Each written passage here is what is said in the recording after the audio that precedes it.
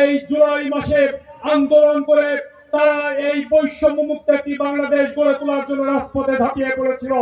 সেই তারই অংশ হিসাবে আমরা দেখেছি এক এক মাস 6 দিন, 1 মাস 5 দিন আমরা দেখেছি 36শে জুলাই পর্যন্ত এই বাংলাদেশে একটি হত্যাযজ্ঞ চালানো হয়েছিল।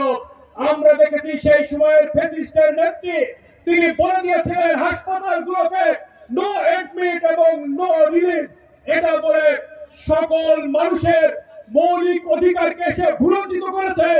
একদিকে গুলি করে তাদেরকে হত্যা করেছে, আহত করেছে, আবার তাদের মৌলিক অধিকার চিকিৎসা নেওয়ার অধিকার সেটাকে তারা ভুলঞ্চিত করেছিল। সেটার পরিপ্রেক্ষিতে এই বাংলাদেশের মানুষ এই ফ্যাসিস্টকে লাল কার্ড দেখিয়ে এই বাংলাদেশ থেকে বিতাড়িত করেছে।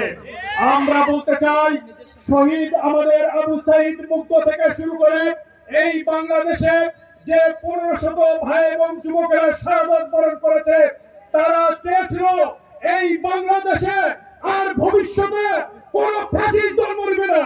তারা চেয়েছিল এদেশের মানুষ তার ভোটাধিকার প্রয়োগ করবে। তারা চেয়েছিল তাদের বৈষম্য মুক্ত একটি বাংলাদেশ গড়ে উঠবে।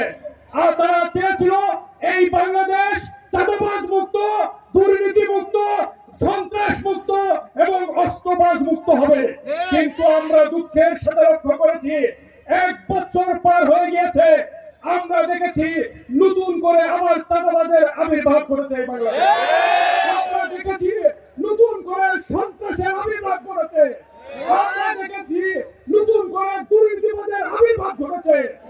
আমরা বলতে চাই, যদি তোমরা কেউ মনে করে থাকো যে 1 জুলাই চলে গিয়েছে আর জুলাই সামনে আসবে না, তোমরা ভুলের মধ্যে আছো।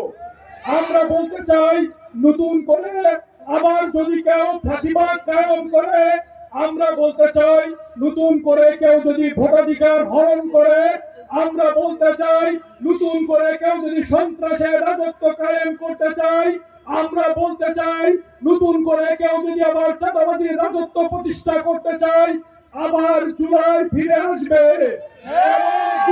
শক্তি নিয়ে ফিরে আসবে, সকল স্বৈরতন্ত্রকে উৎখাত করার জন্য ফিরে আসবে। সেই আন্দোলনে আপনাদের সকলকে উদাত্ত আহ্বান জানিয়ে, নতুন বাংলাদেশ বিনির্মাণের জন্য উদাত্ত আহ্বান জানিয়ে আমার কথা শেষ করছি। আসসালামু আলাইকুম ওয়া রাহমাতুল্লাহ।